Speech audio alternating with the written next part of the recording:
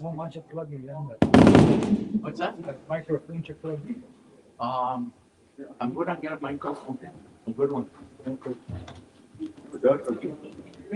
Yeah, this one's good.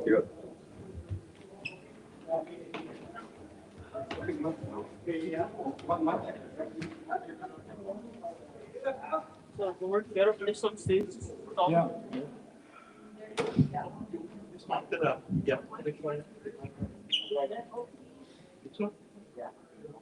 Is it long enough?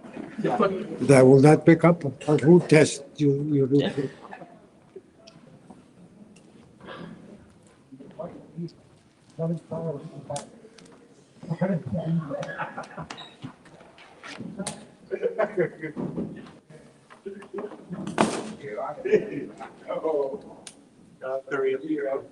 Testing, testing, testing, testing, testing. Okay. Where's the shut off? It is not shut off, but you just have to leave it. Leave it on. Yes. That's good.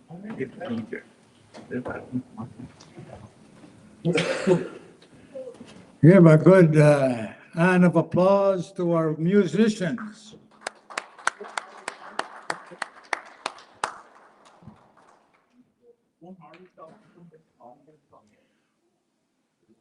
My name is Billy Joe Delaron, and I will be your moderator. We want to thank the mayor and council of Duck Bay for hosting this hall. We also like to thank Treaty 4 Territory for hosting. And we are in the territory of Treaty 4 Duck Bay Band. Each of the candidates will be given 10 minutes. So candidates, when I say to you 1 minute left, you will have 1 minute to wrap up your presentation.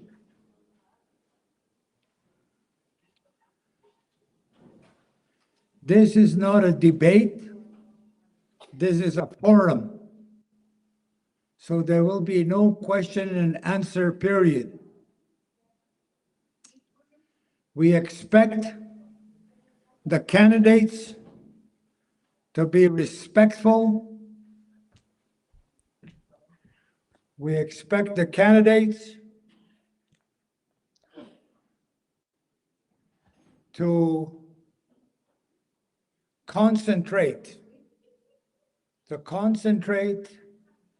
on why they believe that they have your support. Everybody will be treated fairly and respectfully. There will be no yelling or interruptions while a candidate is speaking.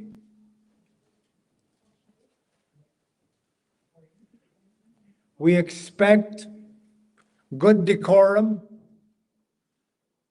We expect that you listen well to these candidates, because this will be your last chance to listen to them and to see why they should have your support.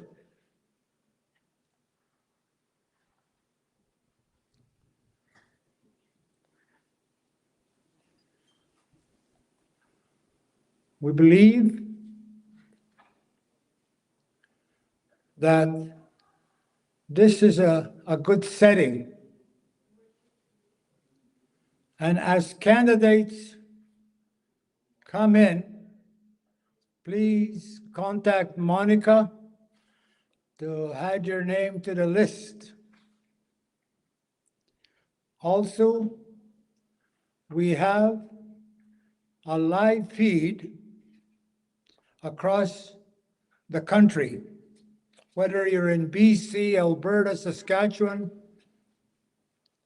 Ontario, or anywhere in Manitoba, you will be on the air. So put your thoughts together, candidates, and no particular order. We will call our first candidate. When there's, as I say, when there's 1 minute left, I will let you know. But if there's something really urgent you haven't said, we are flexible. We want to give a chance to the candidates to put their best foot forward, and hopefully they will get your support.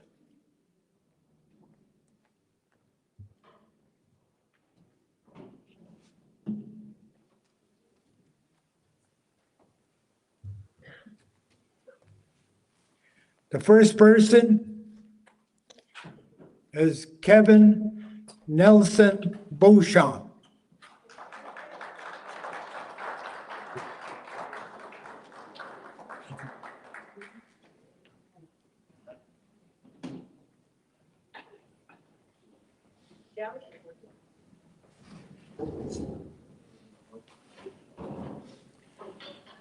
And for the candidates, would you please leave this microphone where it is so that we have the live feed on here. So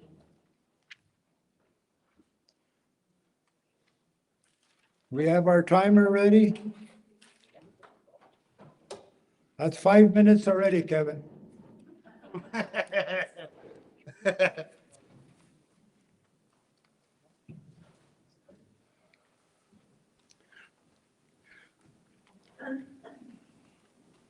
The one who should get ready next will be Shelley Richard. So Shelley, get your thoughts together. Okay. 1, 2, 3, Kevin Nelson Beauchamp.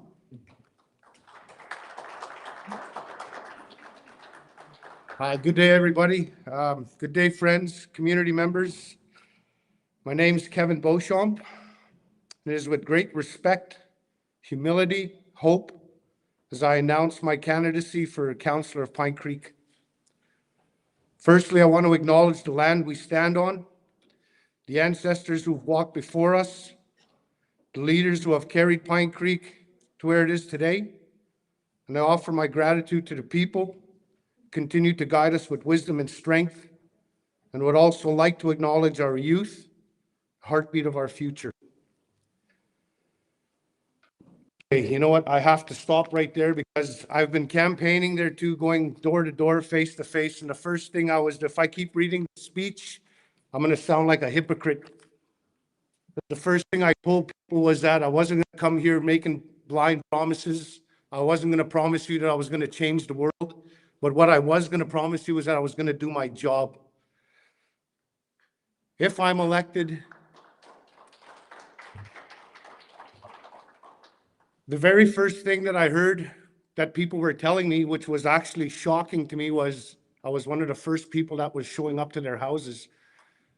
There's not too many candidates, I guess, right now. I don't know, maybe they're relying a lot on Facebook, or maybe it's a big family thing again, because it's what I heard when I was talking to people. What are you going to do to get rid of that favoritism? I'd be like, well, for one, I'm not related to one specific family. I'm pretty much friends with almost everybody around here. Everybody knows my family. Everybody knows my mom and dad. So I come from good stock. I speak honest. I walk around with integrity. When I don't just, if I'm going to do a job, I'm going to make sure I do it properly, and you can bank on that. Another major thing that I heard from people as I was talking to them, and I actually heard some more stuff today, which was kind of disturbing, but our elders are actually not being taken care of. I'm not going to mudsling. I'm not going to mention names. And then with respect to the people that I've already talked to, I'm not going to mention their names. I'm not going to mention the things that they've said. But I am standing here speaking on behalf of them, going, things are going to change. If you put me inside there, if you elect me to be inside there, I will make sure that people are doing their jobs. Not only me, I will be accountable. I'm a very approachable person. My door will always be open. I'm not going to promise you that I'm going to change this, because realistically, I only get one portfolio to work with, but I will make sure that I do my job in that portfolio. And I will make sure that others are doing their jobs in their portfolios. And first and foremost, I am going to make sure that our elders are being looked after. I don't care what the situation is. Elders have to be looked after first, both on and off reserve. I know I probably have a little bit more time here, but I've gone straight into the point. Again, I'm not going to promise you the only thing I'm going to promise you is I'm going to do my job, whatever that is. My strengths are in housing. My strengths are in education. If I'm elected in one of those positions, I have a lot of support, a lot of people that I can talk to, especially when it comes to education, because I found out with the schools over here, they don't have the same things that I have in the schools that I work with in Dauphin. So I will make sure that our schools start getting upgraded if that's my portfolio. Another is I've been a bylaw officer.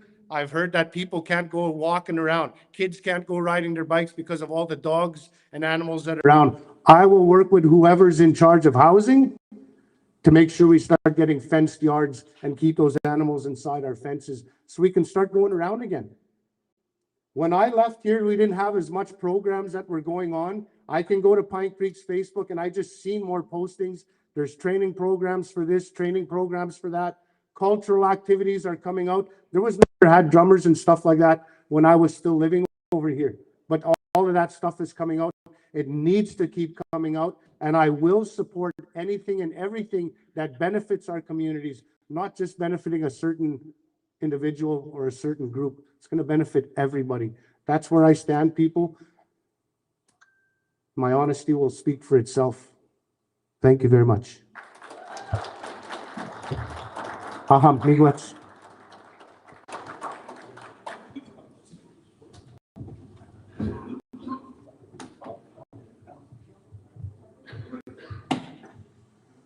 Thank you, Kevin Nelson Boucha, for a man who has so much to say. When I ride with him in a truck, he cut his 10 minutes short. Give him a hand.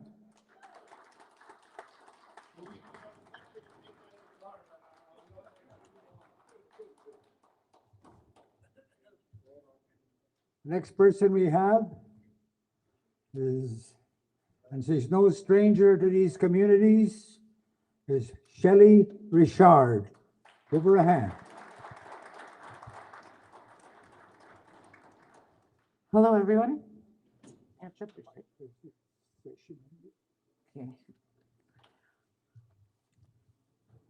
Okay, listening to Kevin's speech, I'm gonna add that I'm honored to stand here before you as a candidate for our upcoming elections for Minegoziibe Anishinabe. I'm a daughter, I'm a sister, I'm an aunt, I'm a grandmother. I'm also a life supporter.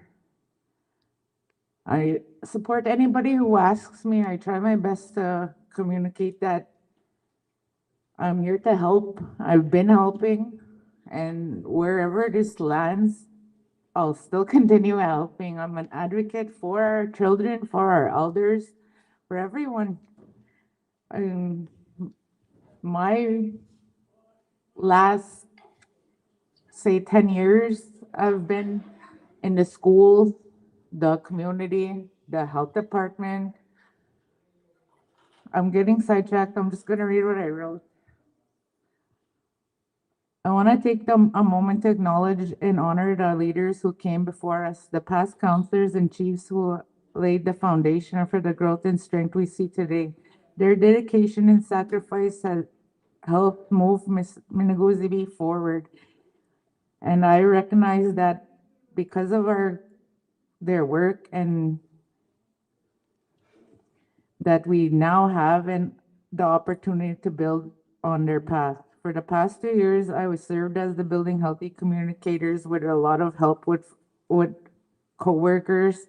Before that, I was in home care for 6 years, giving me 8 years experience in health and wellness. My passion lies standing with our people, especially in times of struggle, recovery, and healing. I know it feels like a fight to survive and to rebuild. I carry those experiences with me, and I bring that strength forward in this election. Our nation is growing in population, in revenue, and opportunities, but with growth comes responsibility. I'm quoting Spider-Man. I want to see more people putting in their time, stepping up and helping one another. Real progress happens when we support each other, when we lift each other up.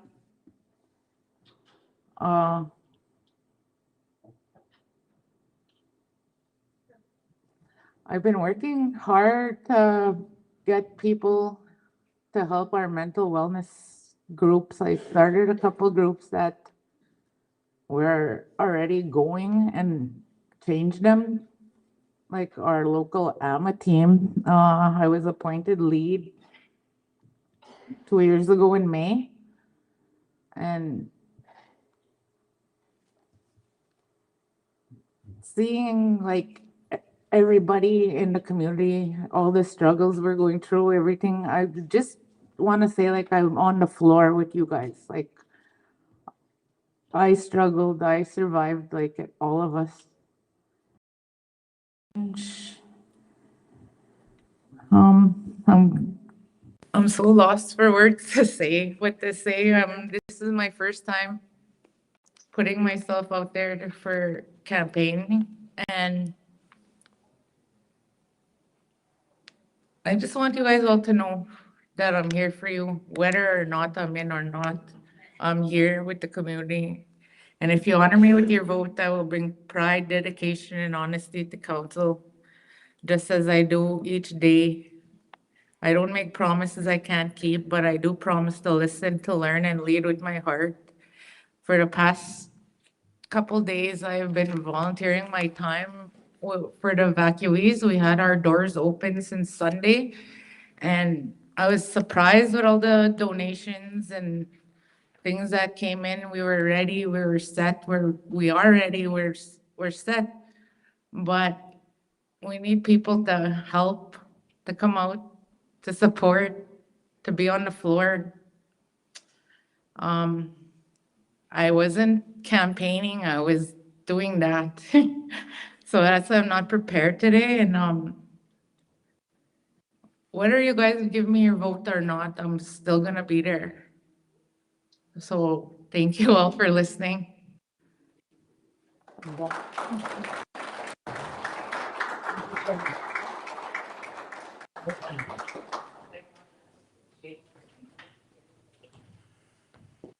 Give another hand for Shelley Richard.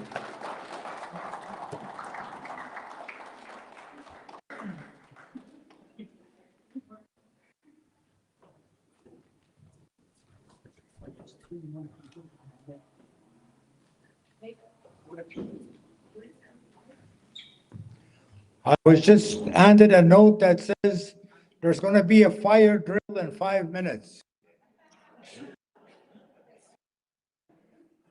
Anishinabe kit.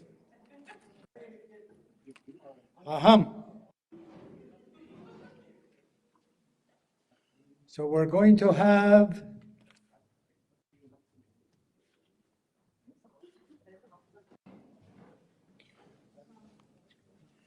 just a couple of announcements. Jason Chatran, who is also known as Buckwheat, he sends his regrets. He says that he's out working, and he says he wanted to participate, but he's unable to attend.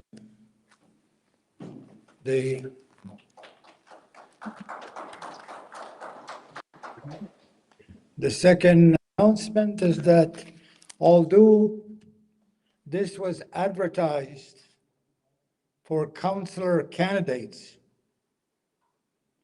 we also gave notice to the two candidates who are running for Dimakan, for the chief. And we said that if they show up here, we will give them some time for them to speak to you as well. That would be Charlie Bushy and Derek Nipinak. We'll see if they arrive. They've been given notice. So the next one is KK, Kevin Curtin. Give him a hand, ladies and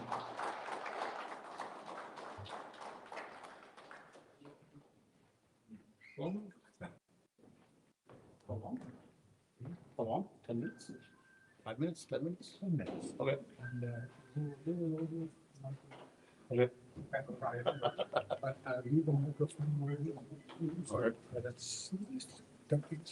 All right. All right. Bonjour. You ain't got my gun just to cause. Wabash gave my gun to them. My given name is Kevin Curtin. My parents are Marlene Chartrand and Daryl Chartrand. Gerald Chartrand is my stepdad.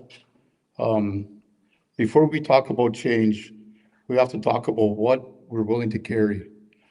Because leadership is not about a position on this council. It is about a responsibility. And the way we carry is the voice of our people. That is what guides me in this campaign. There is one word I keep coming back to when I visit with families, and that word is stability. People are asking for it in their homes, in their programs, and in their future. They want to feel like things are being taken care of, not in crisis, but in planning. Not just with effect, but with structure and care. Nowhere is that clearer than in housing. Housing is not just about walls and roofs. It's about safety, health, and dignity. It's about being able to raise your children in a place where you feel secure. And what I'm hearing from people quietly and respectfully is that we can do better. We have homes that need repair, families who have been waiting, people who are unsure of the process or where they stand. And at the same time, we have these dedicated staff working hard to meet those needs with what they have. This is not failure of care. This is a gap in the system. That is why I support the creation of a proper housing authority, not to replace what exists, but to strengthen it. We need a structure that brings fairness, clean oversight, and consistency. We need plans that members can understand and trust. We need to be clear about timelines and responsibilities, and most importantly, we need to put people first. We also have to take care of the homes we already have. A home is not just a structure, it is a place filled with memories, with families and a place to rest. That means proper maintenance, regular check-ins, and timely repairs, especially for our elders and their young families. And while housing often focuses on what is built here, we must remember every member of our nation deserves it to feel supported. We are stronger when all of us are looked after, no matter where we live. Now let's talk about the future. When I look ahead, I think about the generations coming up behind us, our youth. They are watching us more than we realize. They are paying attention to how we lead and how we treat each other and then how we carry ourselves in hard times. That is why I believe in investing more than just dollars into youth. We must invest trust, time, and belief. Many of our young youth are navigating challenges we never imagined, but they also hold strength, creativity, and resilience. They deserve spaces where they feel safe, where they feel proud, and where they can grow. I support the creation of youth councils, not as a token effort, but as a real space for youth voices to help shape the direction of our nation. I also believe we need more cultural programs, mentoring opportunities, and leadership development, not someday, but now. Strong youth make strong communities, and when we lift them, they carry us further than we could ever walk alone. I also want to talk about something that affects us all, knowing how our nation runs. Many members feel insecure about our governance. That's because they do not care. Sorry, not because they do not care, but because we have not done enough to explain it clearly. People want to understand how our decisions are made. They want to know what each other's role is. They want they want to be included in the process, not just the outcome, and they deserve that. If I'm elected, I will support more education around governance. We need information that is easy to access, easy to understand, and shared regularly, whether it's through meetings, printed materials, or community visits. I will help create a space of learning and dialogue. When people are informed, they are empowered. And when they are empowered, our nation is stronger. We also must talk about culture because culture is not program, it is a way of life. It lives in the stories of our grandparents, it lives in the language we speak, the drum we hear, and the land we walk. It grounds us when things feel uncertain, and it brings us together when we start to drift apart. We must make our culture more accessible to every member of our nation. Land-based learning, ceremonies, language teaching, cultural gatherings, these are not just extras, these are essential. Sorry. And they are what they must be available whenever our members are building their homes, building their lives, sorry. Education goes hand in hand with culture. It is not just about academic success, it's about knowing who we are, and it's about seeing knowledge reflect in the classroom and in the values reflecting in the lessons. I support I support efforts to strengthen education and to at every level of early learning and post-secondary, and to support families negatively through to help families navigate through paths. So everything I have shared today comes from listening, housing, youth, transparency, unity, culture, education. These are not promises on paper. They're responsibles I carry with care. I know I will not have all the answers, but I know how to listen and I know how to show up. And I know how to treat every member of our nation with respect they deserve. If you believe in steady leadership in open conversations and building something lasting, I ask you for your support and your vote. Let us walk forward together, not divided by distance or beliefs, but united by purpose. Be good for listening.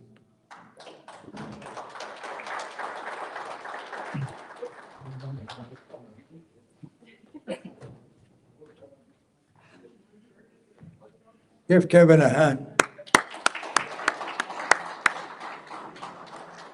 Okay, I've been warned by Patricia and her sister-in-law that the food is gonna get cold, so right about here, we're gonna take a break.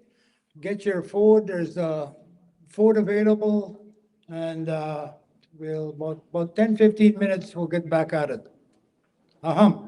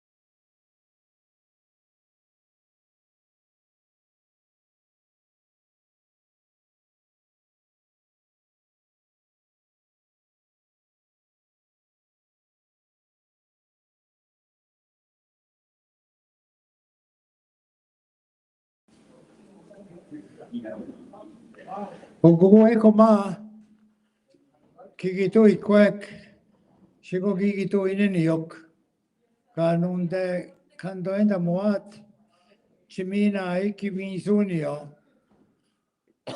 takasanaga gwendottok.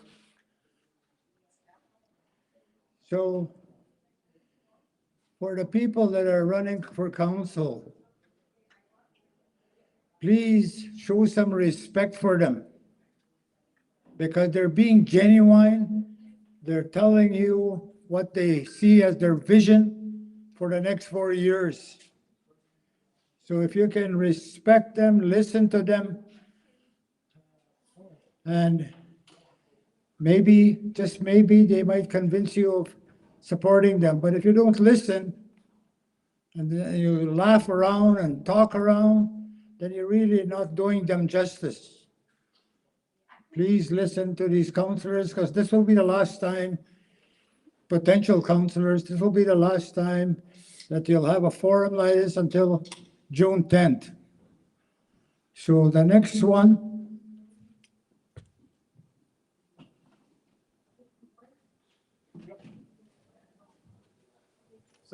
Draw one ticket, 75 bucks. is there somebody that didn't buy a ticket? Put your hand up if you didn't buy a ticket. Okay, because I bought a ticket and I don't want to be, 75 bucks. Last four numbers, yeah. okay. After the next speaker, I'll announce who won and how much. And if that person leaves, then I get to keep the money. Just a joke, and strike it on. Okay, the next one is Randy Mostel. Come on up, Randy.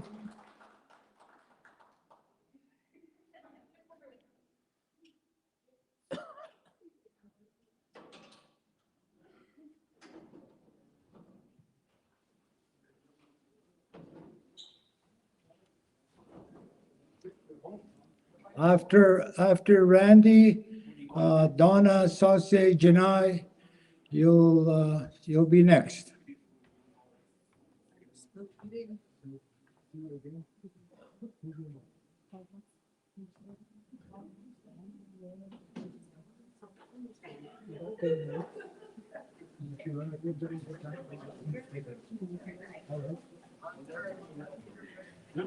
Okay, put your hands together for Randy Mostel.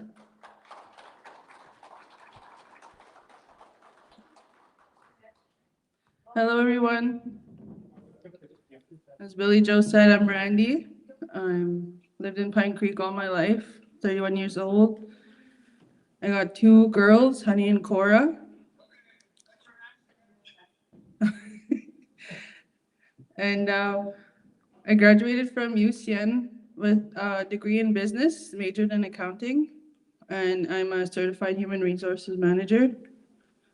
My mom is Paula Moostel, stepdad Randy Richard, and my dad is Smiley Boshaw.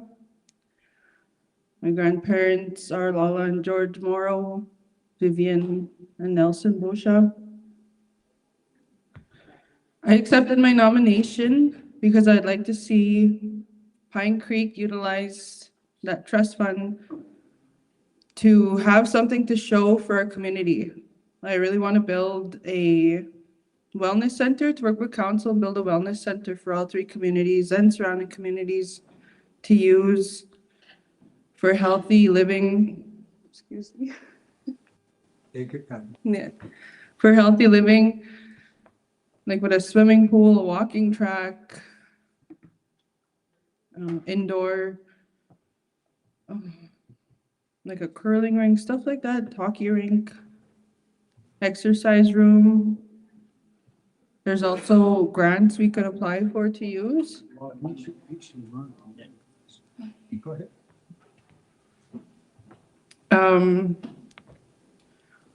Another thing I'd like to see in the community is our elders being treated better. They shouldn't be called elders, they're knowledge keepers, and there's funding through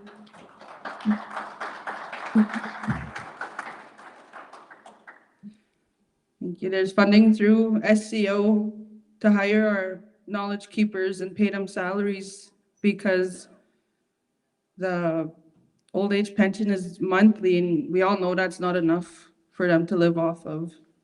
And we could pay them minimum 1,200 bi-weekly to have our elders, knowledge keepers, sit on the council and advise chief and council, advise the community, work with programs, bring back our children and our legal system to the community. There's a lot of ways we could use their knowledge to help us.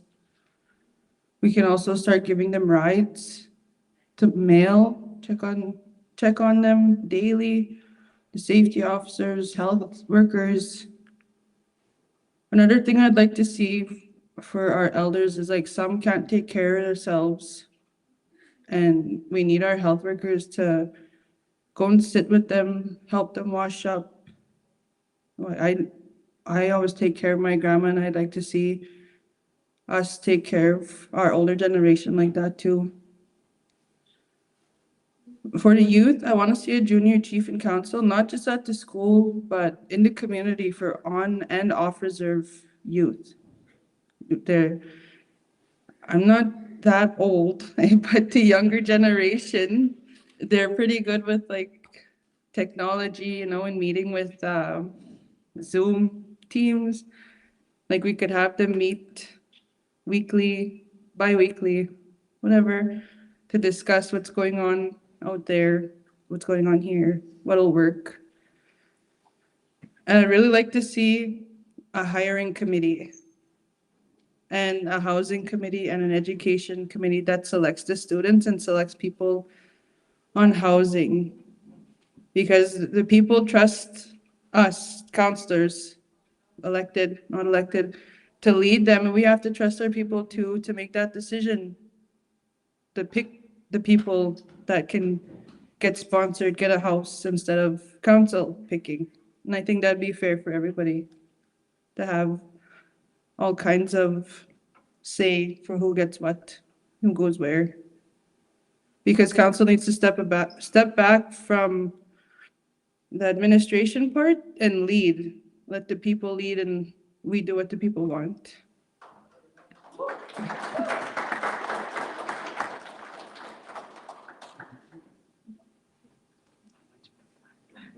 Got lots of time. Okay. Where was I at? All right, so for social clients on social assistance, we could also purchase 2 vans to take our young moms and their kids to daycare and to the learning hub right beside each other. Bring in more programs the way it's been happening already with education. I know it's hard to leave the community. When I left the community, I had a hard time with culture shock and not having any friends, not knowing anybody. And this way, when you stay home, you're with your family, your friends, your kids, and it's all just right here. I know that's much easier for everybody to attend and be together. And I noticed one thing working for the band since forever is there's a lot of stigma around last names and certain families. Like with that hiring committee, and that I want that to stop. Like I want everybody to have a chance to work, not just because of who you know or who your family is and who's working where. I want everybody to have a chance. When I was working in the VLT, I hired anybody, and gave them that chance. And sometimes that's all people need is that chance. And all anybody wants to do is stay home and work and make money, right? That's, you want to be in the community. People shouldn't have to leave to go and do that.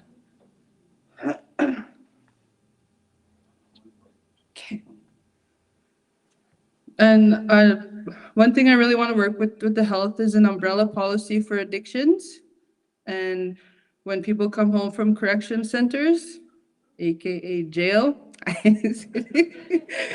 But and people living with addictions, to have each program help them in any way they can, like to see where MCH could help, to see where Avenue GX can help, to see where CFS can help, and to put that all together and make like a year-long wellness plan, even longer, to ensure that people keep up with their sobriety and that we keep checking on them.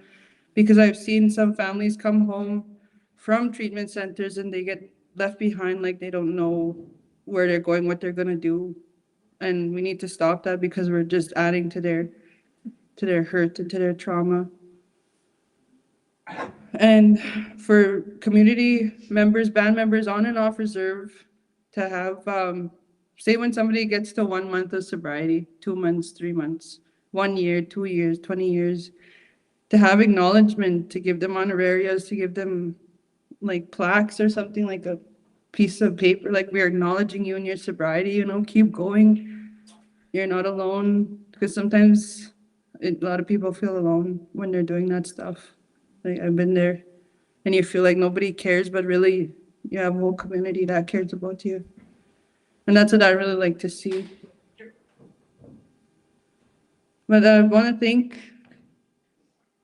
everybody, my uncle, for putting this on, Grant for recording, and good luck to all candidates, and 3 more days. Have a good weekend.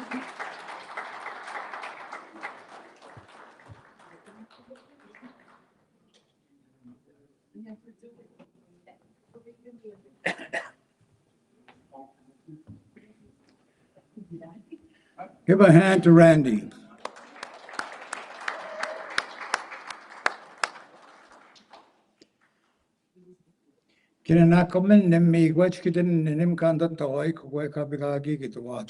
Thank you so much for paying attention to the candidates. You're very respectful, and that's really appreciated. Give yourselves a hand.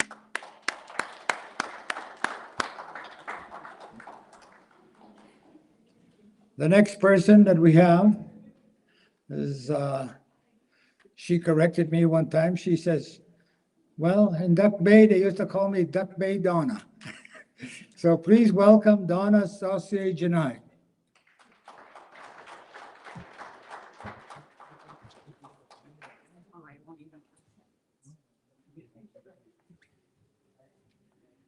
Okay, Kachimi Gwech for letting me speak here today. Just a little bit about myself. My name's Donna Saucier. That's my married name, and Janai is my family name. So for those of you who don't know who I am, my mom was Yvonne Janai Chartrand. My grandparents are Ambrose Janai and Martha Chartrand. My great-grandparents were Joe Janai, Francis Bushy, Gaspar Chartrand, and Charlotte Panacapo. So as you can see, I come from a family who has a very long history with these communities here, Duck Bay, Pine Creek, Camperville. I mentioned this so just so you know where I'm coming from. I'm just not somebody who just came off the map here and showed up and say, I want to run for councillor. I was raised in Duck Bay, but I like a lot of people who have left before me and who have left after me, I left to seek further education and employment because there was just nothing around at that time, like years ago. So that's why I left. And for the past 30 years, I've worked in the healthcare field as a registered nurse, and I'm currently employed with Buffalo Point First Nation. For those of you who might know where Buffalo Point is, it's way down south on the US-Manitoba border in the eastern part of the province. So I've been there since September, and it's been a really good learning experience for me. So I'm entering this election as I feel it's time for me to come home and use the knowledge and experience I've gained through my experience as a nurse to come and advocate for my own community and my own people. My education, I have a diploma as a registered nurse. I went back and got my Bachelor of Nursing degree. And to further my education, I also have a master's in health studies. When I was working as a nurse, I got rejected for a few jobs because I never had my degree. So I always thought, you know what, I'm going to level the playing field here. So I went back for my degree and I said, you know what, I'm just going to even take it further and get my master's. So that's what I did. So during my years of employment, I've gained extensive experience in dealing with all levels of government, right from municipal. I've also been at the table where First Nation leadership have sat and consulted with them regarding health issues. And as well, I've dealt with the federal and provincial governments. I've worked in numerous locations throughout the province. I've worked in emergency department, patient wards, Thompson, Dauphin Hospital, and Percy Moore Hospital, which is in Interlake. And I've also dabbled a little bit as agency nurses working in nursing stations up north. Supervisory roles, I've been the director of Diabetes Integration Project.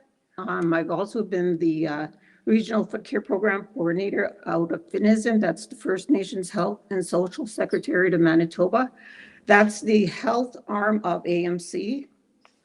And I've also been the Tribal Diabetes Home Care Coordinator for Keewatin Community College, and they serve 11 northern communities in Manitoba, and I've worked in all those communities. So I know what it means to go into a community and be the new person there. My first gig was always like, I have to go introduce myself to chief and council, let them know who I am and why I'm here and that I'm here to serve the people. So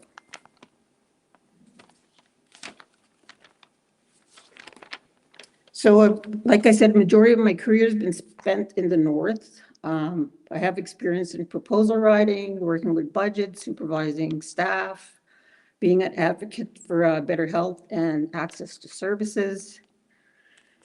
So really, I believe basically what the previous speakers have said already. I believe that every member has a right to be treated fairly, regardless of who's in leadership and where they live, whether it's off or on reserve. I will bring forward and revisit the cows and plows agreement because I believe that money does belong to the people and it should be used for the people. I will ensure our elders are treated respectfully and we will make their health a priority. Our youth need to be involved and heard as they are the future of our community, our nation. And our families need the help so they can live healthy lives free of addictions and poverties. And I know a lot about addictions. I've seen the consequences of addictions in communities and within families and through my own personal experience. So I will be a very strong advocate to have addiction-free community. And as always, our culture and our traditions will be respected with every issue that we do address. So in closing, I just have to say, if you want change, you have to vote for change. It can't be just the same old, right? Your vote is your voice, and I would very much like to be your voice and allow me the opportunity and the honor to come home and work for you and advocate on your behalf. And to all my fellow candidates, good luck, 3 days, and you are here today and also want to see change. So that's all I have to say. No more, not 10 minutes, but.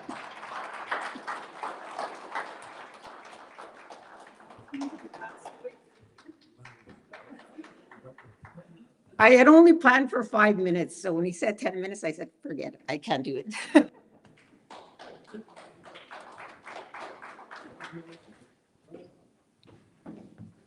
Give it one more time for Donna.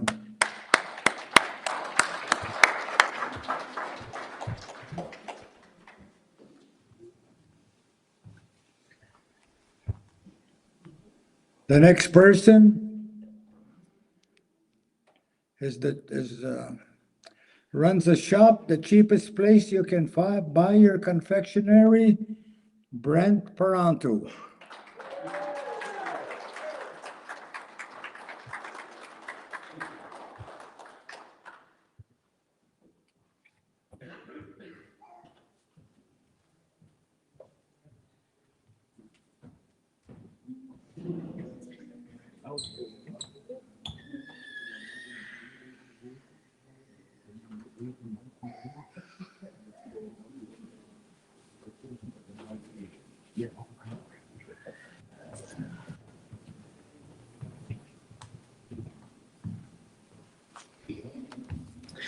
I would have just stood here and talked to you all, but I want to have a little bit of structure here. And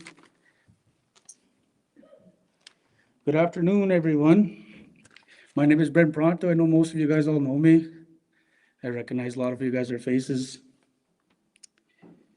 And I'll say a little bit about my background.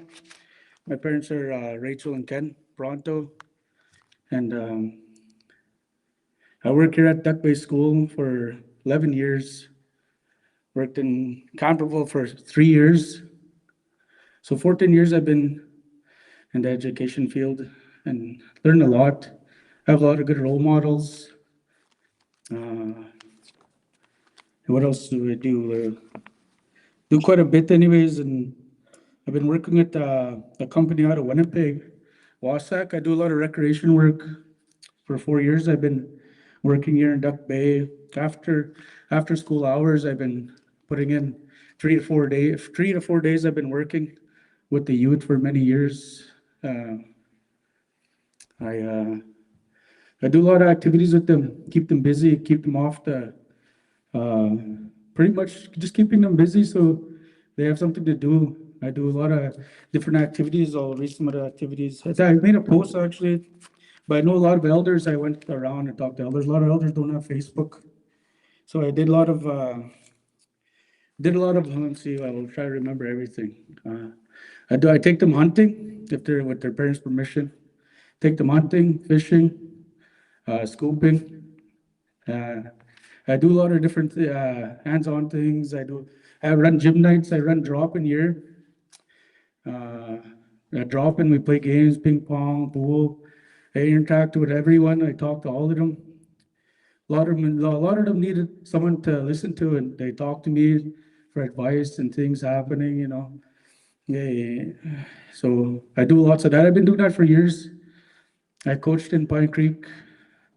Gonna be 11 or 12 years I've coached there in Pine Creek I coached 3 years for the girls when I first started coaching. I think it's gonna be 9 or 10 years now for the boys. And my brother helped me coach there too. He was the coach when I took 1 year off. I had to take a year off because I had a different vision to help the 3 communities. People are saying the store was low on this, low on that. And I did it before even Cows and Plows came. I started building a little shop. So all that I put a lot of effort in. It took a lot of people to help me do that. I put out about, I know it's no one's business what they say, but some people say, but I put out a lot of money out of my own pocket to do that. And it took a lot of time. I did that from my heart, help the people. It just didn't happen overnight. And what else could I say? So I've been going to be open for 2 years now. And what else do I do? I'm not just all for the kids too. That's my main thing is for the kids to get a lot of activities and doing things with them. I have a lot of good ideas, and I said quite a bit of them already. But there's so much more we could do. And anything we do in Pine Creek, Duck Bay Canterville, they benefit off of it. Even the store I do. I open till 12 because I'm usually up like anybody else. So everyone's up till 12. Some people are even messaging 12:30, 1 o'clock. I need milk or I need this. Sometimes I don't have it. I'll say I'll get it tomorrow for you. I'm spending the time. So I'm working at the school, and they say it's a 24-hour job. So my dad too.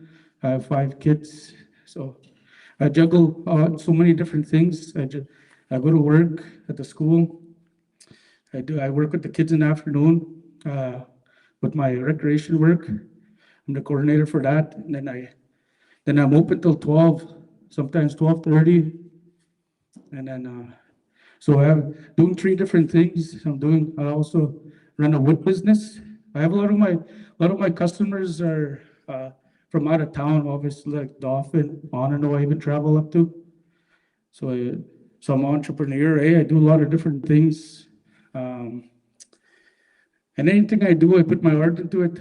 And if I'm elected, I know my heart will be in it. It's not just for myself.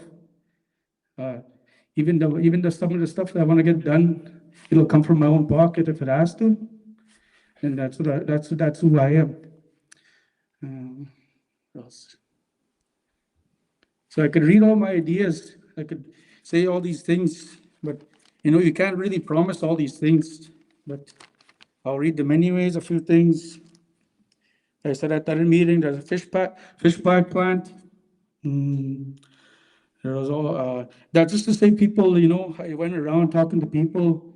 They're wear and tear on their vehicles, saving kilometers. I'm listening to people just like anybody else. So because I want to work for you. It's wear and tear on their vehicle, save money on gas. Tires are expensive. I know for a fact. Probably I need new tires soon too. Traveling back and forth every day here. I'm driving about an hour every day, going back and forth from work there back. I even go home at lunch, see my kids, and let's see. There's also solar panels to cut down the hydro costs on all the buildings in Pine Creek. We also need emergency workers, 7 days a week. Plumbing, like electrician. Sometimes I needed something done too. Some of my lights. I'm not a certified electrician. They hire someone like out of town. Let's hire someone here. Let's get them, going to school to do that. So we could hire our people in these 3 communities. There's also, solar panels are a good idea. Like we want to do walkways, which you was saying there too, Randy there. Walkways, a bike trail. And like when you go to these big cities, you'll get those ideas. Just like the solar panels, what I have at my house there. And they know there's even better ones than that. They're brighter. That's ones you could use even on the streets. There's $200-$300 ones. We want more lights. People are asking before too. You put a pole up there. They sell those poles. We could have lights all along. They have that in some different little remote areas, communities. Solar panels everywhere else. These things could be done easy. Also. I know a lot of people have been coming to the store. I've been selling those little square things because I have that's what I take, like ATM. People want to do their own business, run their own business. And it takes sometimes chief and council to sign off on these things, BCRs. People want to run their own shop and do things. So that's what I want to sign off on. That's what I got done from chief and council because we weren't just able to build and do whatever we wanted to under reserve. We had to ask. So I'm okay with that. People want to run their own business, do their own thing like that. I'm okay with that. They want to run like a breakfast place, like a hotel, something like that. There's also people who wanted a radio station back. The elders, though a lot of the elders I went to, some of them don't even go on. They don't have internet. They don't sit there. They don't have Facebook. They don't care. They'll just watch the news or the TV. There's different things that we could do. Like they would listen to the radio station, do activities and run the activities again, what they used to do before. And then etc. We could say much more. Also, they bring a lot of courses, like what they said. Those are all good courses, what we're doing right now for the people. But it's the people that take the time to go to school and get those courses. That's good for them, And there's also, I want to do a driver's ed course there too for people to help them get their license. Some people struggle with educational things, so let's help them get their license. Let's let's help them graduate on these things. If people struggle, they have low self-esteem sometimes. Let's push them there. Let's get them their education and things. They need motivation. So how we motivate our people, just like when we motivate the kids, we got to motivate each other. Like in getting these things done, like that gym, like they were saying, the gym facility. I said a lot of these things 4 years ago, and so I had a lot of great ideas. But like even getting a gym facility in there that builds self-esteem, and you're there with your friend or your family member or like another elder. Well, let's go work out. Let's go do this. Let's go do that. They could run different activities there too. Because I want the activities for the elders. These are things for a lot of our elders here. I went to this one lady up at McKay Place there, McKay Point, and then she said my Person anyways that comes and, cleans up for, she's there an hour, but she'll probably get paid 6 to 8 hours. Fast, do dishes, sweep. Well, we need them there working and doing what they really need to get done. You know, even our supervisors, when they have to go cut grass and do all these things, they have to actually do their work and work right. You know, they can't just go there. So we have to make sure we check up on them the right way. We can't just say, I can't just stand there and say, well, we gotta do better. And then I don't do nothing when I'm in there, you know? So that's the stuff. So, I'll go a little faster here. Let's like in Pine Creek, I said a little bit. I want to explain myself, even with the education, because working at education, we will get more funding for our kids in Pine Creek. I know a lot of those, about 12 of the Duck Bay kids left from here to go to Cranberry. Our school's good in Pine Creek. I went to school there. I love going to school there, and I still. And but the thing is, they don't have enough hands-on courses for the kids. I want to bring in welding. I want to bring in small motor mechanics. All the motors that everyone has, lawnmowers, generators, all these things could be done when these kids start to learn how to do that in school. You know, because some of our kids, there's always LA and math all the time. There's carpentry work there. There's gym. But we want to bring in different courses. I also want to touch on working on bringing our Soto language back, or Ojibwe language back. Like some like my age, I understand a little bit of it, or with joking and everything like that, and some of the elders too. You know, like they would like to see that. Like with there's a lot of good ideas with all the candidates said. Anyways, I'm gonna try to rush a little bit, you know. So. So at the gym, I want to do saunas there, everything, all that. I want to move forward with the grocery store too, because I know, and to price it the right way, you know, because I'm like myself too. I'm $1, $2, sometimes a little bit more, but I'm the trucker. I'm the one that restocks. I'm the one that, say if I, you know, like costs a lot of money anyways. First response, we want to get that. We want to get a splash park for the kids. So I just want people online to put their trust in me, you know. I want to, I'll work for the people. I even just went off my paper. I just want to, you know, we've been talking to so many people, and so people have all good ideas. We just got to put them in place, you know, and we got to push ourselves when whoever gets elected, that so a lot of these stuff could get done. It's not going to cost millions, what people think. You know, I pressed a lot of different things. I went out and researched a lot of stuff. You know, a lot of this stuff could get done, and they could get done, they say 3, 4 years down the line. No, it could get done right away, but I'm not gonna promise that. But the thing is, it could get done. Like, even the gym facility, I was gonna do that. I was gonna really start to do that building myself. So with chief and council, with the money that they got, it could get done right away. There's things that could get done. And everyone has good ideas, and I just thank you for listening to me. Good, Brent, on June 10th. Thank you.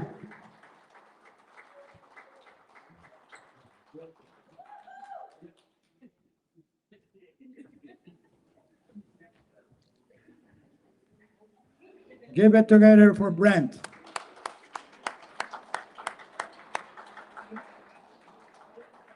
That is the longest 1 minute I ever gave anybody.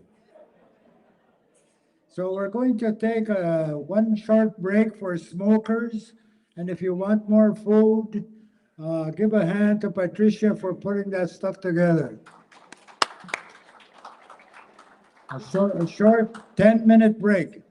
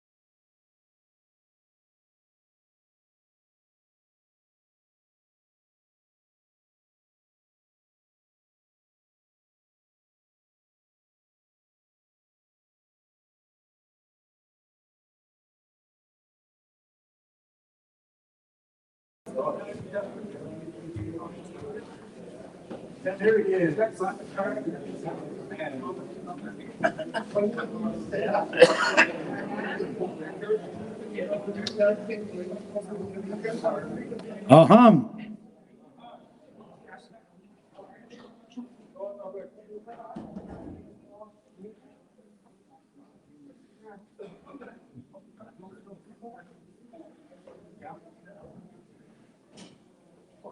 Aja nagigishi tam chindatam hek. He tatanitan shinabe mowe.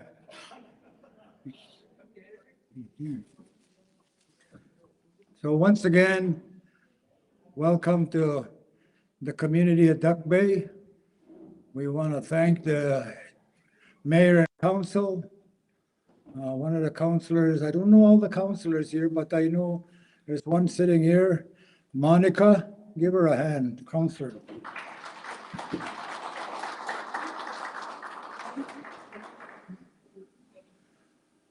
And for your information, just the stats, there's 4,767 eligible voters in this election on June the 10th.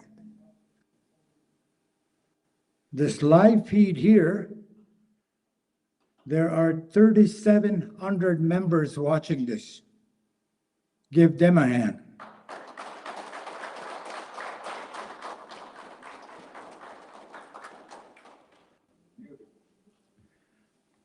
So again, I want to thank you. Thank you very much for being respectful and listening to our candidates. Any candidate that shows up will get a chance to speak. However, welcome again to Treaty 4, Duck Bay Band territory. And you've been a very good bunch of members, and give yourselves a hand.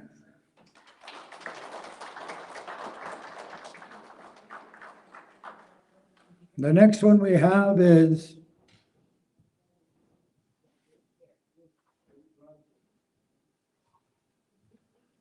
Richard Jeff Delaron.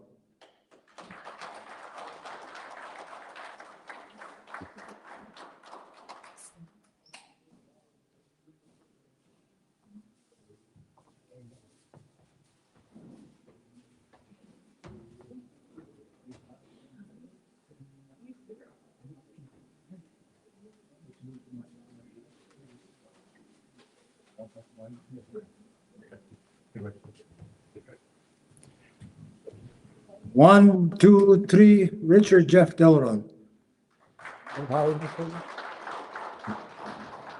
That's good. Everybody hear me out there? Excellent. I don't want to turn my uncle into a liar, but he said he was going to do the draw for 50-50 about 3 candidates ago. Do you want your money? Let's start with that. Do you want to draw now or you want me to speak first? Let's do the money first.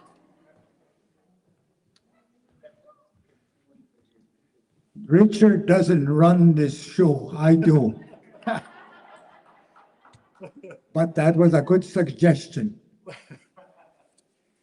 So there's $75 here. And you got to be here to win.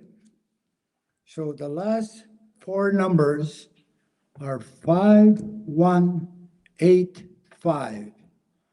And the guy who drew this ticket is Mr. Niepenak running the camera. He didn't buy any. 5185.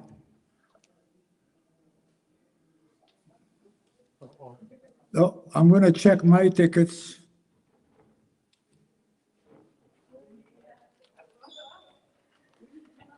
I'll verify them.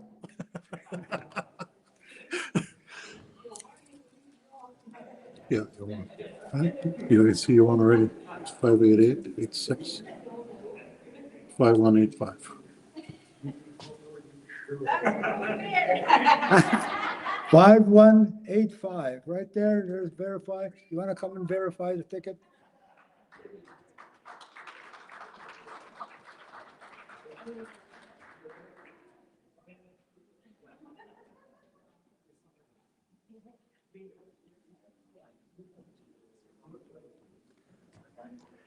It's correct. Give me a hand for winning. Well, I'm kind of behind because I bought 100, so the 75, I'm still short. Okay, once again, put your hands together for Richard Jeff Dillero.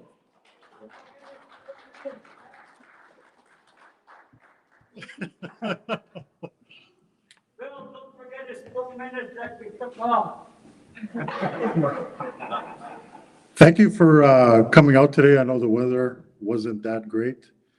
So thank you for coming out. I can't believe how many people have logged in online to watch this. That's amazing as well. My name is Jeff Deleron. That's the name I used before I left here when I was 14 years old. I was living with my cuckoo, and my parents sent me to Winnipeg to go to high school, and I never came back. Stayed there, got my master's degree at the University of Manitoba, worked for government for many years, and other things. So I want to talk about the concept of misinformation and being uninformed. And I'm going to use the example of Sandy Bay because there's some misinformation out there about me on the internet. And some of that is my fault because I haven't talked about this 3 years. I haven't said a word to the media. I have no social media. I prefer to do my talking in the court. And that's where I've been doing it, in the court, telling my truth, telling my story. But I'm going to be talking about transparency in a little bit. So I thought I better show you that I can be transparent. And I am going to talk about Sandy Bay today and tell you a little bit about what happened there. I want to be clear that I am not mad at Sandy Bay. I have no hate for anybody from Sandy Bay. I spent 17 years of my career working there. Got to meet some fantastic and amazing people while I was there. Had the privilege of working with some amazing chiefs. And the people of Sandy Bay might not agree with some of the names I'm going to mention right now, but I'm going to go through some of those great chiefs that I got to work with in Sandy Bay. The first one was Chief Spence. When he got elected, he fired a whole bunch of people. But he didn't fire me, an outsider from Duck Bay, who was there to help him get his own CFS agency. Didn't know me, but believed in my experience and believed that I was going to deliver his agency to him. So he didn't fire me and he kept me there. Chief McIver, another one, took us over to finish line. He's the one who achieved that mandate in Sandy Bay. Worked with government, told them how it was going to be, and we received our mandate when Chief McIver was a chief. And we couldn't find an executive director, so he asked me to do it. And I was honored that he would ask me, somebody who was not from there, to run his agency. So I did that, and I promised him 3 years. I ended up staying for 17. Maybe I stayed a little too long, not sure. Next one was Chief Bolio. Actually worked for me before he became chief. And he kept us accountable. People would go see him when we weren't doing right, and he would come see me. And he supported us when we did right. And so he helped us grow our programs, and was a privilege working for him as well. Chief Roulette, you might have seen his endorsement from me that he gave me in my campaign. He was the biggest supporter. When he was chief, we were fighting everybody. We were fighting the Southern Authority. We were fighting Southern chiefs. We were fighting the province. We started a lawsuit against the province. You might have seen that, that lawsuit was won over the child tax benefit. But the province was taking that money. So he supported all those things all along. Now, this is where things sort of went sideways, and my story is not out there. I'm going to share a couple of things. And I can't say too much because I actually have court on Tuesday. But here's some truths. The current chief there, I guess we apprehended some kids. I'm not sure whose kids they were, but he gave me 24 hours to return them. And I refused because they were in need of protection. And 6 weeks later, I was gone. This all started to fall apart for me. So that was the first thing that happened. Nobody knows that. They just think I took all this money and stuff.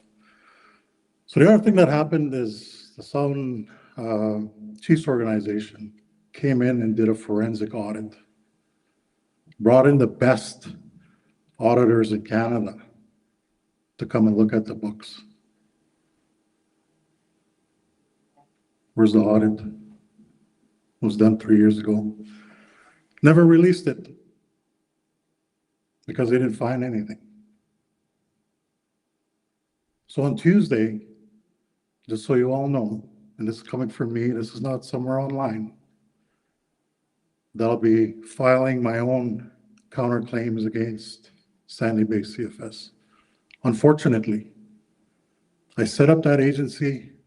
There's some great people that still work there, but I've been left with no choice to defend my reputation that I've worked hard for.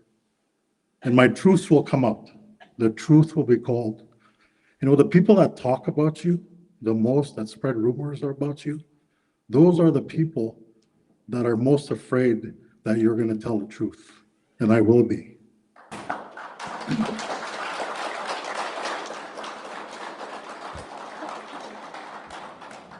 But this is not a Sandy Bay election. This is a Pine Creek election. So let me tell you what I'm hoping I can do for you. And this is where I want to talk about being uninformed, as a little different from misinformed, as with Sandy Bay stuff. I've knocked on a lot of doors. I visited a lot of people. There's a lot going on that people don't know about. Like one lady in Winnipeg told me that she'd been asking for a bus pass. A bus pass. I think it's $35. 3 times she asked, no help, got no help. And she said, they bought buildings in Winnipeg. Do you know we own buildings in Winnipeg? Do you know we bought buildings for $14 million in Winnipeg? Who knows that? 2 people. 2 people. That's your money. That's your money. What I'm proposing to do, if we're going to be spending your money, you should know about it.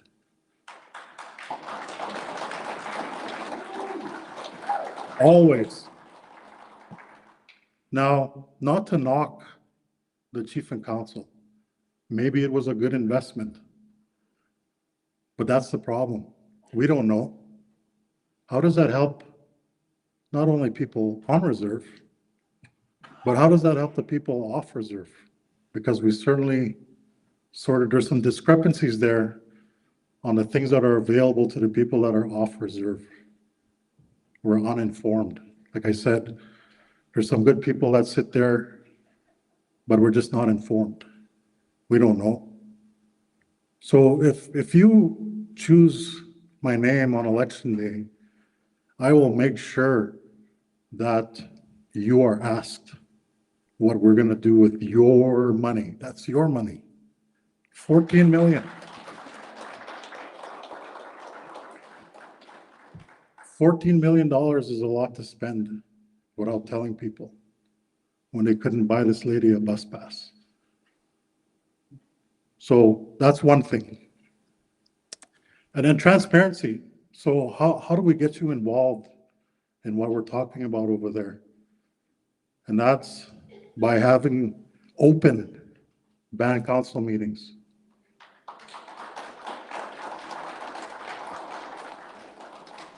If we have nothing to hide and we're spending your money, you should be able to come there and ask questions. So I'm gonna push for that. Open band meetings, accountability, and for sure the off-reserve people, the elders, the kids. That was the biggest thing I'm hearing, is that there's no support. I had a long sit down with Mr. Ron Richard, I hope he's watching.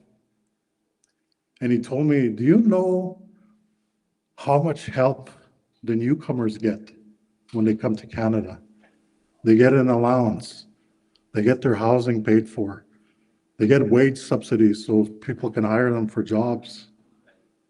What do we get when we leave the reserve? Nothing, zero. So we will fight Canada, if you pick me, for the same kind of treatment when we go off reserve to make a living. We need support also, right?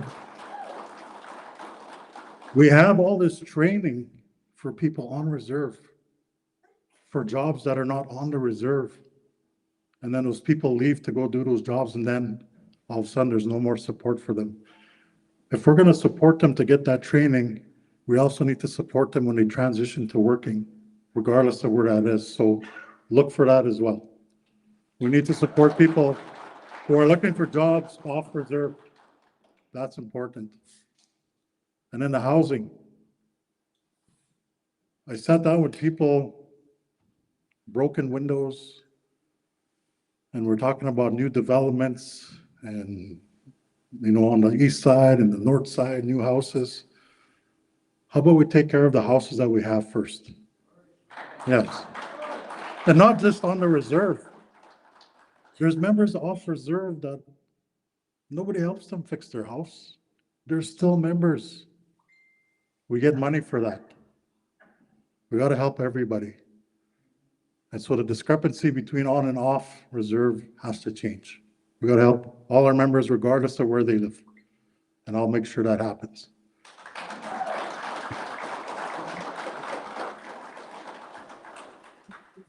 Wow, that was fast.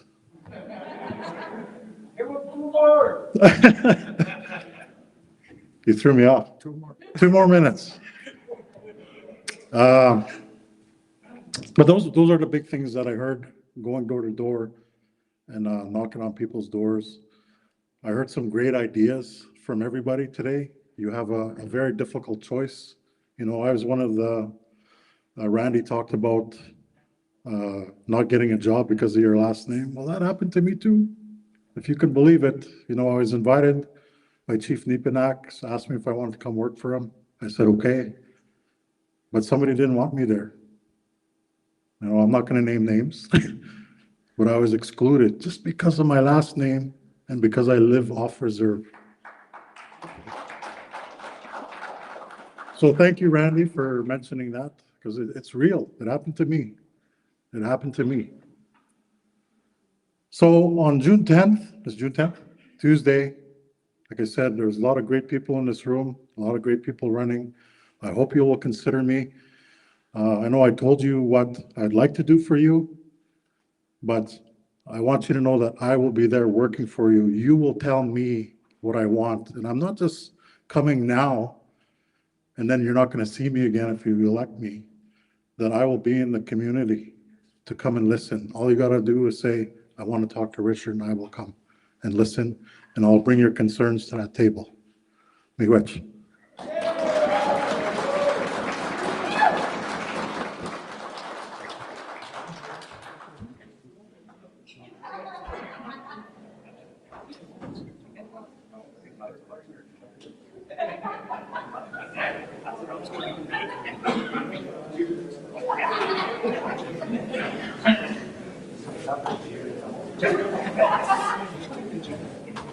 Give a hand to Richard Jeff Dilleron.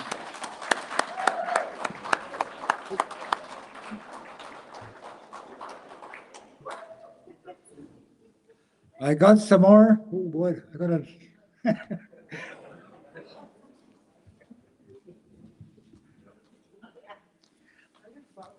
I got some more stats for you. Got some more stats for you, and because you, the people in this room, control the agenda. So there's enough people that suggested something, and I'll tell you what that is right away. Everybody thought the big city, the mighty city of Winnipeg, was going to decide this vote. Remember cows and plows? There was over 2,000 people that attended those meetings in Winnipeg. And guess how much voted? 380. And people said, how come? How come? And someone said, well, this is not about cows and plows. This is about our future. Brandon, the next big city in Manitoba, 80 votes. 80. Dauphin barely makes a city. 280. And half of those people came from Duck Bay, Pine Creek, and Camperville to vote.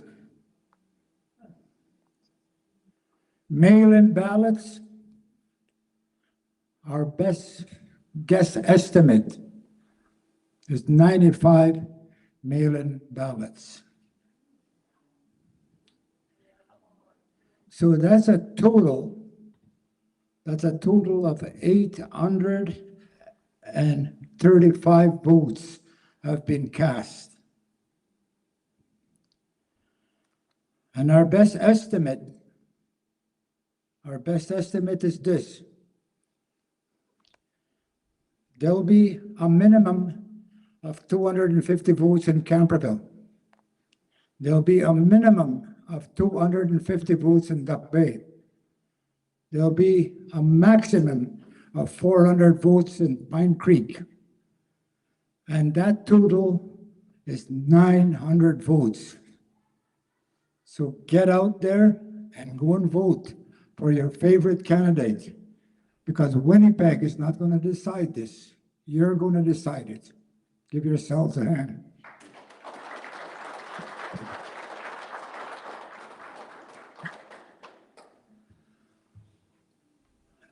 And the numbers went up on our live feed.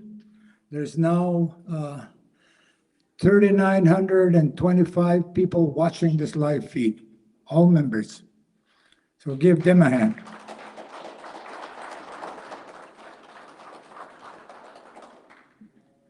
So we're going to take your suggestion.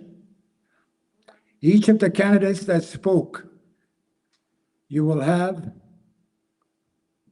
1 or 2 minutes. You understand, Brent?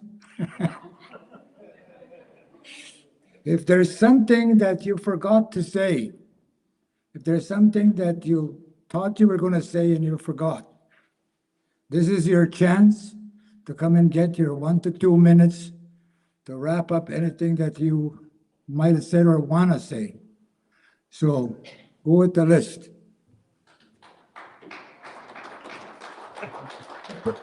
So our first one is Kevin Beauchamp. You got 1 or 2 minutes up here, Kevin. Don't be shy.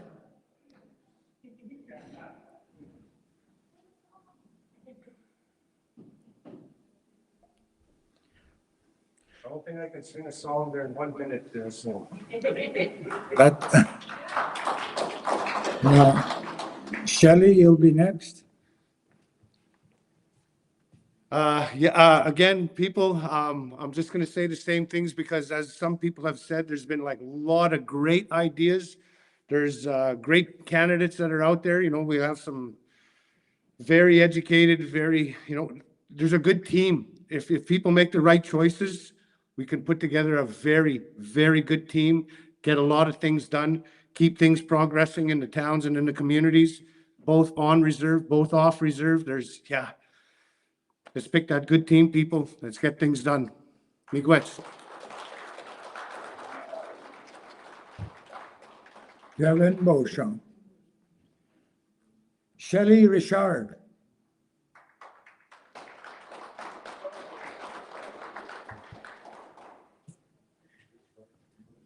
Hi again, everybody. I was thinking about what I was saying on our little 10-minute speech we had earlier. There's a lot of things I failed to say. I forgot to say about my education, my time on the floor with all our people. I've been working hard for our mental health people in our community of Minegoziibe. I see a lot of great things changing behind closed doors. Lots of things I wish everybody could see that's already happening, and I just want everyone to know that we could be better. You guys want to consider me on Tuesday? Thank you in advance.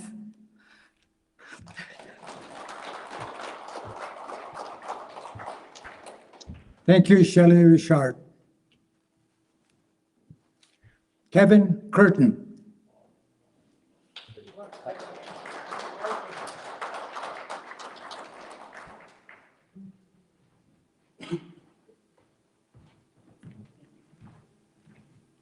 I don't really have anything else to say, but, yeah, I'm all about, weekly, monthly and band meetings. Get everybody involved. We gotta get more people involved. Obviously, there wasn't enough voters. We've got to get more people involved in the programs or whatever we can do. Like somebody brought up bingo before. There's no bingos around here. Like things people can do for fun. Something you smile about, right? We're all a community, get along, and I don't know. That's all I have to say. Thank you.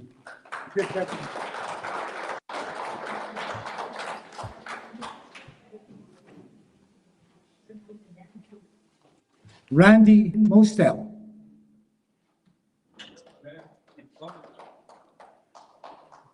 Give her a hand anyway. She did very good.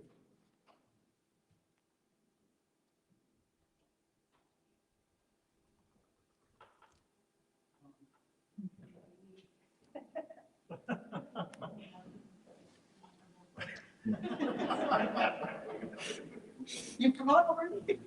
I forgot her name already.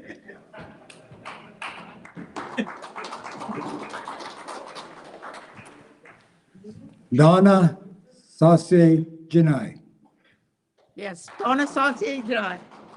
So I just wanted to remind you, if you want change, you have to vote for change. And I would be very honored if you would give me your vote on Tuesday and let me come and work for you. Okay, thank you. Miigwech.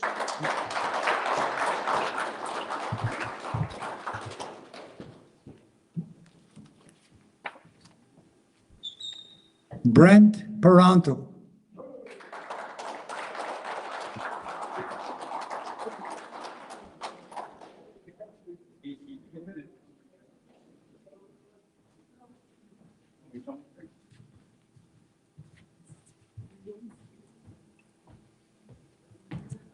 Two minutes. 2 minutes. Thoughts come I thick. There's a few more things I want to touch on. I forgot actually. This is for off reserve. There's a lot of people said this idea, but to buy homes, bigger homes for our community. Also fix all the homes, exactly what he said. Fix all our homes. There's 253 houses, I believe, in the reserve. Also homeowners off reserve in our local areas to help get fixed, a budget to at least do something like their roof that needs to get done. Let's get that done. Help them.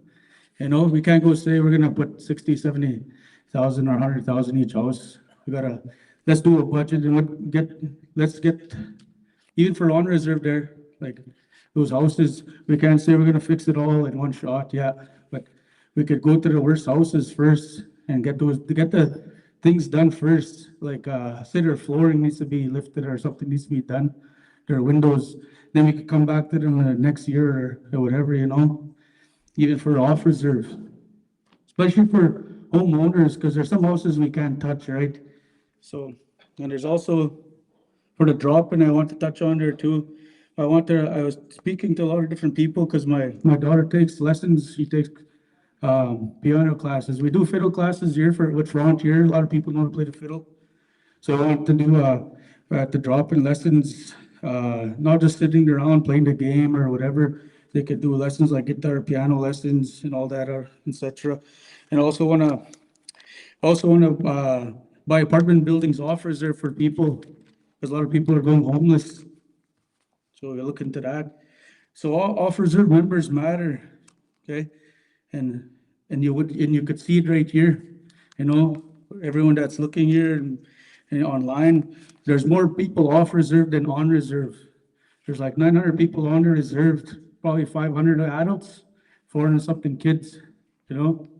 We're not voting for now, we're voting for the next 4 years. We're voting for for the future. Whatever we do, it's for the future kids too, whatever we do on our reserve. These are some of the things like, also I want to check on, also our cell tower, what happened to that, our cell tower, you know, people out in the lake, all these other stuff we could touch on. All the stuff that they said they would get done and stuff didn't get done, you know? All right, he's saying. Thank you.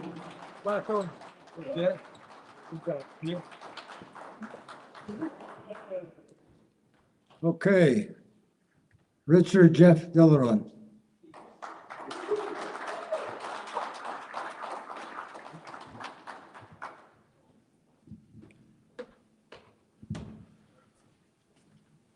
Thank you. 2 minutes. Billy Joe reminded me about the agricultural benefit. That needs to be revisited. Just look at, some people were left out, no fault of their own. They were just waiting for their treaty card. They were told that if they sent in their paperwork, they would get it. And I know people that did that and didn't get it. And then after people got the money, they got their card and they got nothing. And they were entitled to that. So we will reopen that and look at why that amount was paid out and how come some people were excluded. So that needs to be looked at. And then I just want to thank my dad driving me around last few weeks, my Uncle Stanley, my Uncle Edlore, for opening their doors to me when I come to town, feeding me, giving me a pillow and a place to sleep. And I look forward to seeing you all on the 10th Minegoziibe.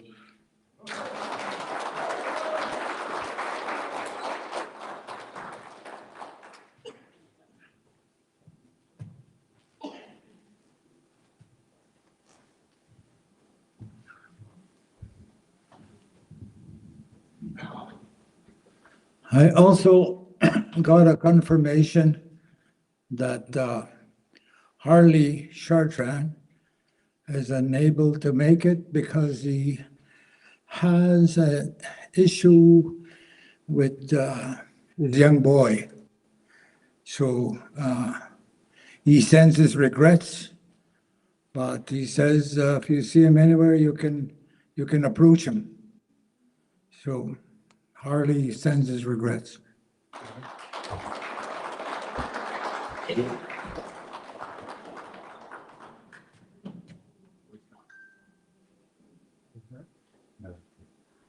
I'm going to give them on his behalf. He asked me to. Huh? Let me speak. Yeah, you can read it because. Yeah. Okay. Richard got a text from one of the chief candidates, and he's asked me to read it, but he can read his own handwriting himself. I got a text from Chief Nipinak who wanted to ask me And of course, I'm willing to do that. He's on his way back from Saskatoon. He thought this was tomorrow, actually.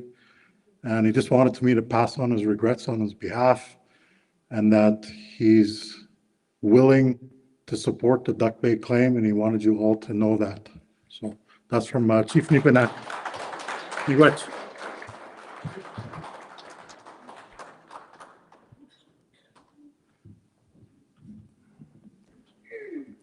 Thanks again. So I just want to make some closing comments. All the candidates, all 32 of them have been invited here. 2 of them have sent their regrets, Jason Chartrand and Harley Chartrand. The rest didn't hear from, and they don't show up here. So ask yourself this question: do they really care for you?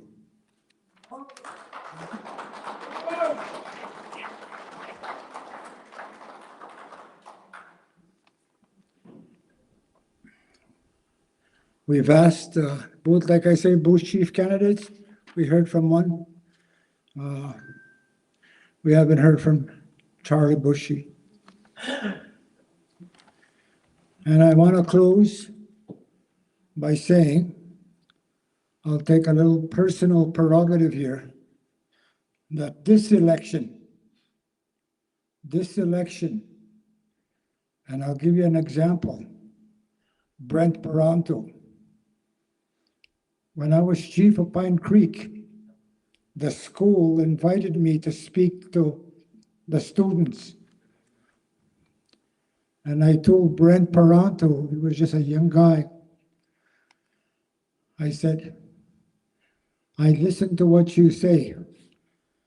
And I told him, well, that's good. I'm glad you're listening. I said, I was watching you. Maybe somewhere down the road, I said, you might be a counselor. And he reminded me of that when I went to his store the other day. Give him a hand.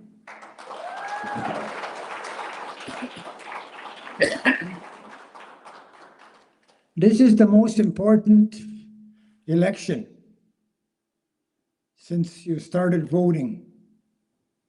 It's important because you have the say. You have the sword. You have the big sword. You've taken it away from the people who have been the government of Pine Creek, and it's in your hands. It's in your hands. So how you wield that sword, who you give it to, is up to you. It's up to you who you decide to give that sword to for the next 4 years, because that's who you have to live with. Lastly, the Duck Bay ban. The Duck Bay ban is much alive and well. For 10 years, I've been working on this file, and it's now at the Department of Justice. They're making their final legal decision.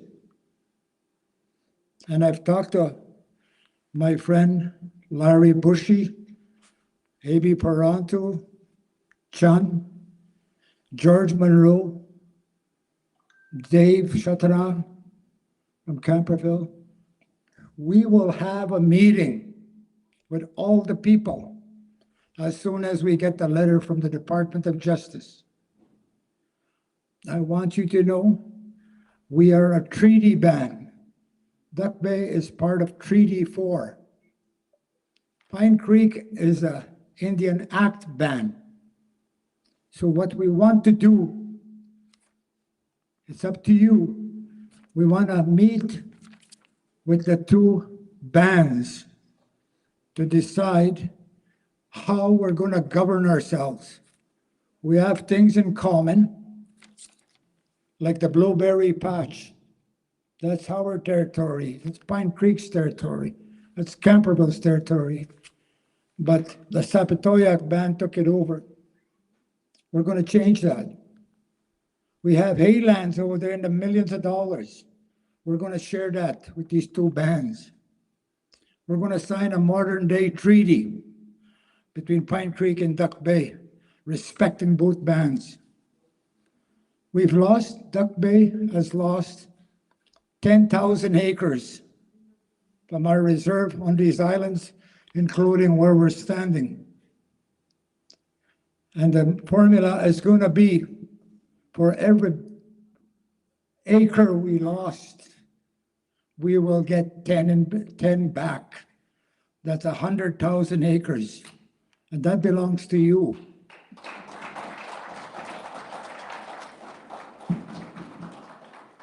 So keep up the fight. Keep up the fight. We will have that for another day. Right now, we're talking about Pine Creek and who you're going to give your support to and who you're going to ask to wield that power. We had excellent candidates here.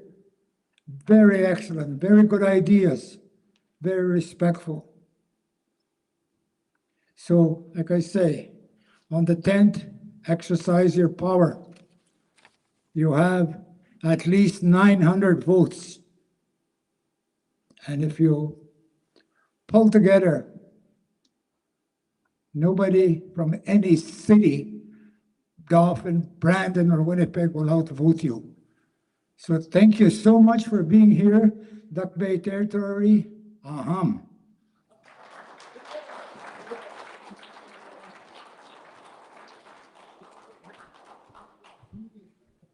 Just one more thing, could you give a big hand to our cook and our two cooks, Patricia and excellent meal. If you want to eat some more, go ahead and eat. Want to mingle and talk, go ahead. Thank you again.